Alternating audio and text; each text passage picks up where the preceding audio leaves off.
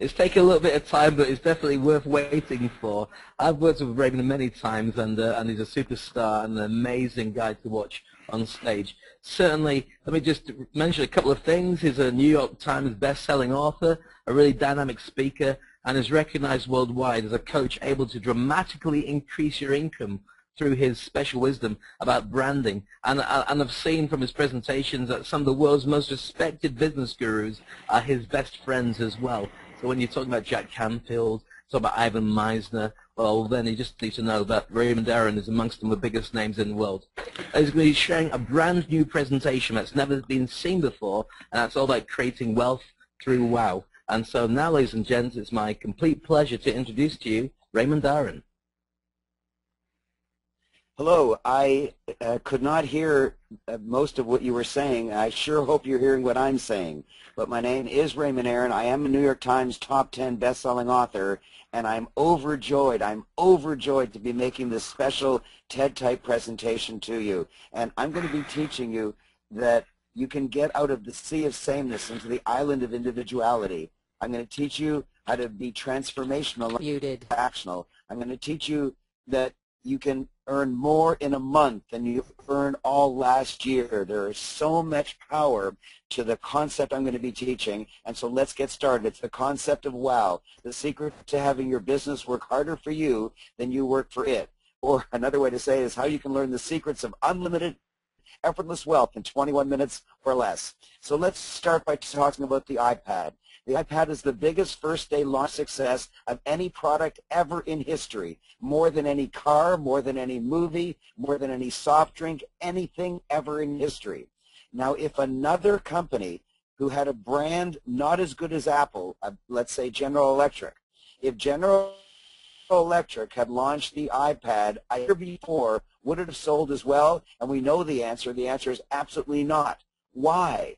And the answer is that you don't buy products, you buy a brand. Because you just proved to me that you wouldn't have bought the iPad if it came out a year earlier by General Electric, but you would buy it if it came out a year later by Apple. And that proves that you buy brands. And here's the shocking thing. 97% of entrepreneurs online are not branded. 97% of entrepreneurs online are not branded, and you buy brands, and that's why people have so much trouble making money online. So I want everyone, even though I can't hear you, I want you to yell the answer sitting there in your living room. Here's the question. Should Heinz Ketchup manufacture cars? I'm sure you yelled no. Here's the second question. But if they did, what color should it be? And I'm sure you all yelled red. Why did you say that? The answer is because branding made you say that. Branding made you say that. Branding is the answer. In the old era, it was an era of selling. If you're old enough, you'll remember that you went to a store because you wanted to speak to a salesperson. In the new era, it's an era of buying. The new era is the web. And if you look at the web, eBay and Groupon and Amazon, every successful website is a website of buying. And you might say, no, on eBay there's buyers and sellers, but there isn't. The seller puts his stuff up for sale on eBay and then just waits in silence. The action that creates the transaction is a buying action. It's the buyer that is in charge, not the seller. In the old rule, nothing happens till something is sold. The new era rule is nothing happens till something is branded. So you need to get branded, and 97% of entrepreneurs on the web are not branded. It's horrible. If selling is out, how do you get them to buy your stuff? And the answer is branding. Let me give you an example of branding versus product because you're going to be shocked by this. About 30 years ago, if you're old enough, you'll remember, Pepsi created the most shocking television commercial of all time up to that point. They interviewed people on the street. They just stopped men and women, old people, young people, students, different races, didn't matter, just people all around the world, and they blindfolded them on the street and handed them two bottles, a bottle of Coke and a bottle of Pepsi, and they said, which one do you like best? And they took a sip of each, and they pointed to the one they liked. When they took the blindfold off, everybody was shocked. They said, oh my gosh, it's Pepsi. Pepsi tastes better. It was shocking. And that proved that Pepsi is better than Coke, because the only reason you drink a cola is for taste. It has no nutritive value. It's simply for taste. Well, if you drink it for taste, and Pepsi has a better taste, then everybody should drink Pepsi. But they didn't. They pulled the commercial off television, and the reason is no Coke drinker switched to Pepsi. And the reason is when Pepsi did the cited taste test, which they never aired for reasons which you'll realize in a second, when people could see the bottle of Coke and the bottle of Pepsi, and they took a sip of each, they always chose Coke. The very same people who said that Pepsi was better when they were blindfolded chose Coke, pretending that Coke was better. Not pretending, saying that Coke is better, but it's only because of the brand. It's the brand. Listen carefully. The brand of Coke was better than the taste of Pepsi. People chose Coke saying that they liked it, but really they liked the brand, not the taste. It's amazing. And let me give you more proof about branding versus product. Godiva chocolates, I'll use the U.S. dollar. I'm Canadian, but I'll use the U.S. dollar. I hope everyone listening around the world can easily convert to your currency. Godiva chocolates, 1 pound of Godiva chocolates cost about $40. 1 pound of Hershey's chocolates cost about $4. Why would anyone pay 4 times more for Godiva than Hershey's? It's the same weight of chocolates. And the answer is Hershey's is branded as a snack. Godiva is branded as a gift. You'll only pay $4 for a snack, but you'll pay $40 for a gift. You might say, no, no, no. Godiva chocolate has higher quality, and that's baloney. You have no idea if that's true. You are not a chemical engineer. You cannot tell if Godiva chocolates has higher quality. You just hope to gosh that it has higher quality, but you actually have no idea. One thing you know for sure, though, is Godiva has a higher brand. It has a higher brand, and therefore you're willing to pay 10 times as much.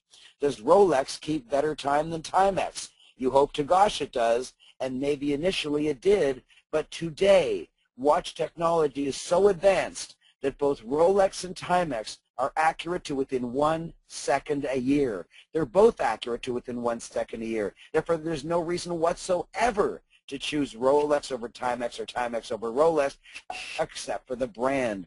No wealthy person would be caught dead wearing Timex. They all want Rolex. That's brand, not product. Does Mercedes have fewer mechanical problems than a Cadillac? Or does Cadillac have fewer mechanical problems than Mercedes? You have no idea. You're not an automotive engineer. You have no idea, but you like one brand and not another.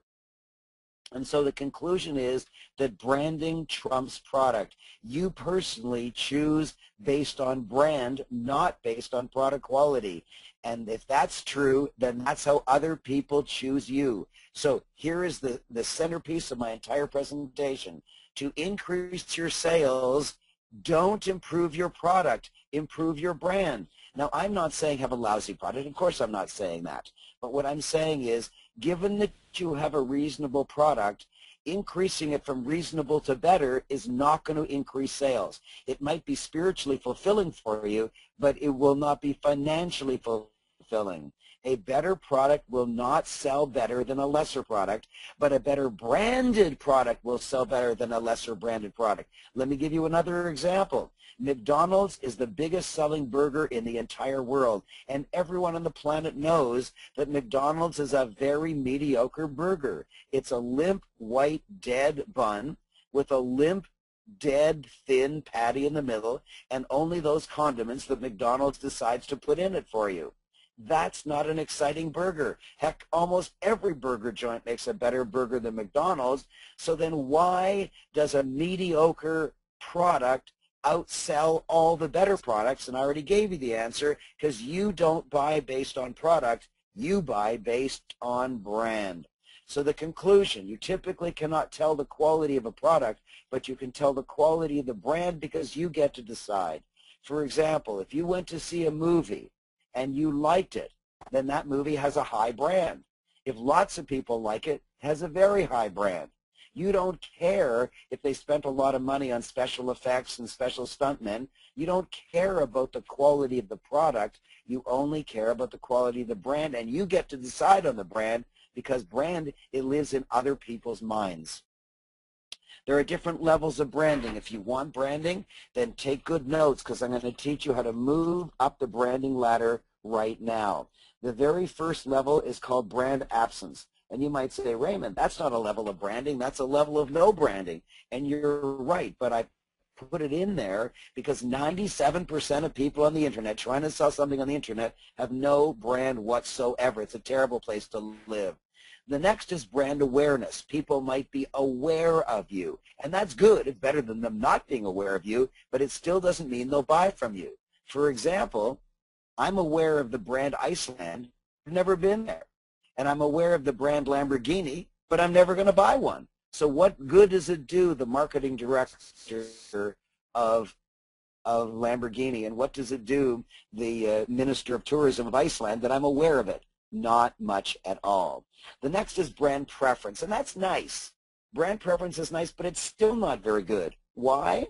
Because I might prefer a particular brand, but if it's not available, I'm not going to go out of my way to get it. And so brand preference is nice, but it's not great. Here's the first one that's great, and that's brand insistence. Brand insistence. Many of my clients insist on me. People who love Apple computers insist on Apple computers. People who love Starbucks insist on Starbucks and will never go to any other coffee shop. That's brand insistence. When you have brand insistence, and I'll tell you how to get up there, when you have brand insistence, people who get to love you stay with you forever and never go to a competitor. But that's not the best there is. The best there is brand advocacy. Because you see, a brand insistence, you get every penny of that guy's wallet for everything that he's going to buy of your category. But in brand advocacy, he also tells all his friends. He also tells all his friends. So listen carefully and write this down. If you have brand advocates, not only do you get their loyalty, but you also get an endless list of free clients coming to you for the rest of your life. An endless list of free clients coming to you for the rest of your life, because your brand advocates will tell everybody about it. I tell everybody about Apple because I'm a brand advocate of Apple. But I don't tell anybody about Starbucks because I am brand insistent on Starbucks. But if somebody wants to go to another coffee shop, that's completely fine with me.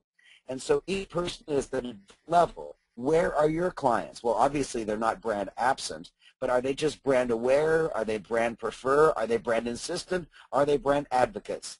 So I know you want to be at the top because sales are easiest when you have brand advocates. How do you get there? And here's the answer. Wow. The three-letter word wow. Every time you wow somebody, you move up the branding ladder. Every time someone says wow about you, about your product, about your service, about your delivery, about your guarantee, about your URL, about anything, every time they say wow, not only do you get branded and does your brand get shinier, but you move up and up and up to insistence and then to advocacy. Every wow moves you up the branding ladder, albeit slowly. Now here's the bad news. Every unwow moves you down really fast. And you'll remember, I'll use some examples from sports, Lance Armstrong took 7 years to win 7 Tour de France. That's a long, long time. And then he admitted that he cheated and his brand went down very, very fast. Same for you. You'll have to build your brand slowly by having people say wow to you as often as you can, and don't do anything goofy to create any unwows. Now, you might say, okay, how do I brand myself? Well, there's 4 major A's. 1A is achievement. If you are the previous president of the United States, like Bill Clinton, then you can command $250,000 US to give a speech because he's branded by achievement. Did you win a Nobel Prize? Did you win a gold medal at the Olympics? Do you have some other outstanding achievement? If you do, mention it, and that builds your brand. The next A is appearance. How do you appear? Well, okay, fine, that's obvious.